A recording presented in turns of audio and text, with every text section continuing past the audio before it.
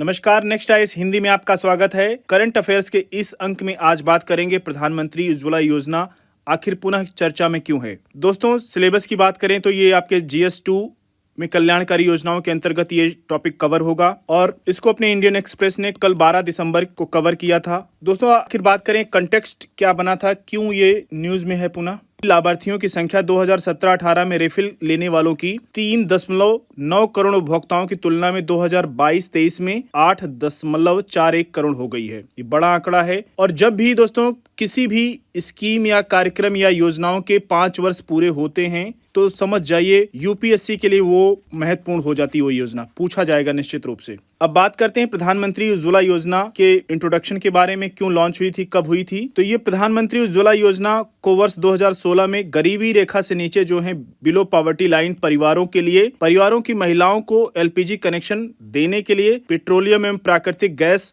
मंत्रालय द्वारा इसको प्रारंभ किया गया था। दोस्तों, एलपीजी कनेक्शन बीपीएल परिवार की वयस्क महिला के नाम पर जारी होता है। पूछा जाता है क्वेश्चन में किसके नाम पर जारी होता है, परिवार के मुखिया के नाम, लेकिन आपको ध्यान रखना होगा ये परिवार की वयस्क महिला के नाम जारी किया जाता है।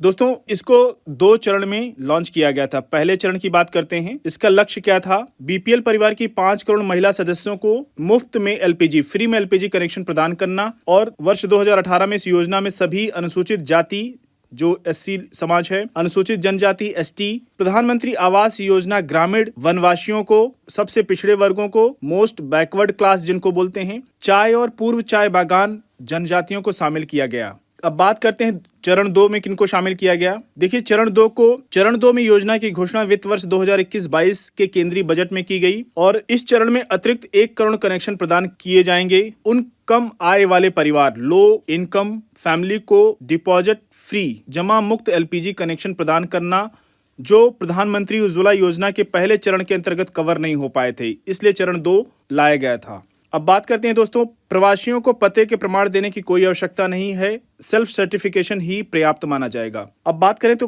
कौन से प्रवासी, माइग्रेटेड पीपल, जो मान लीजिए उदाहरण के रूप में उत्तर प्रदेश या बिहार से जब किसी दूसरे राज्य महाराष्ट्र में रोजगार के लिए जाते हैं तो उनको एलपीजी कनेक्शन की आवश्यकता होती है, तभी सरकार ने उनकी सुविधा के लिए इस बात को चरण 2 में शामिल किया। दोस्तों, बात करते हैं इस योजना के महत्व के ऊपर। स्वास्थ्य लाभ की बात करते हैं।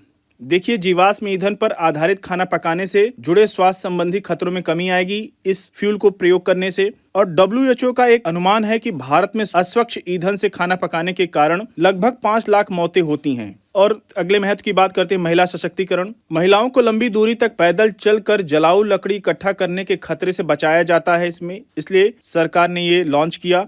देखिए, हर कार्यक्रम या हर योजना जो सरकार लॉन्च करती है उसको बहुत प्लानिंग से, बहुत अध्ययन के बाद अब जारी करती है। पहले हो सकता है जो पहले योजनाएं भारत में लॉन्च होती थी उनको ऐसे ही कर दिया जाता था, लेकिन अब डिमांड ड्रिवन जो डिमांड करती है सोसाइटी, वही उसी तरह की योजनाओं को सरकार आगे लाती है धरातल पर। महिलाओं को उत्पादक गतिविधियों में शामिल होने और परिवार के खर्च में योगदान देने के लिए अधिक अवसर मिलेगा। कनेक्शन उनके नाम पर होने से महिलाओं का सामाजिक और आर्थिक सशक्तिकरण होता है। दोस्तों, बात करते हैं सामाजिक आर्थिक लाभ क्या होगा। उत्पादक गतिविधियों के लिए अधिक समय उपलब्ध होगा महिलाओं के पास, कोई प्रोडक्टिव काम कर पाएंगी, क्योंकि पहले जब लकड़ी से खाना पकाती थी तो उनका अधिक समय चला जाता था जिससे वो प्रोडक्टिव काम नहीं कर पाती थी। और परिवार की इनकम में भी वृद्धि होगी, कहीं कोई रोजगार करेंगी, व्यवसाय करेंगी, वहां से इनकम जनरेट करेंगी। महिलाओं के सामाजिक आर्थिक कल्याण में सुधार होगा। अब बात करते हैं पर्यावरण पर इसका क्या प्रभाव पड़ेगा। ईंधन जलाने से होने वाला प्रदूषण कम होगा। एलपीजी कनेक्शन जब मिल जाएगा तो जो लकड़ी जलाने से उत्सर्जन होता था जिससे पर्यावरण को बहुत नुकसान होता था वो कम होगा। फिर स्वच्छ ईंधन से खाना पकाने के ईंधन के प्रयोग से इकोलॉजी सिस्टम को हानि कम होती है, जो पहले अभी बात किया। और एयर क्वालिटी में इम्प्रूवमेंट होगा, जो अभी दिल्ली में अभी आपने देखा होगा कि माना ऐसा जा रहा था कि गैस चैम्बर बन चुकी है। एयर क्वालिटी दुनिया का सबसे प्रदूषित शहर बन चुका था नवंबर में दिल्ली। दोस्तों, आज के अंक को यहीं पे समाप्त करेंगे। इस अंक को देखने के लिए धन्यवाद। मिलते हैं सीरीज के नेक्स्ट अंक में। आपके कोई सुझाव हैं या आपकी कोई शंका है तो कृपया कमेंट बॉक्स में पोस्ट कीजिए। धन्यवाद।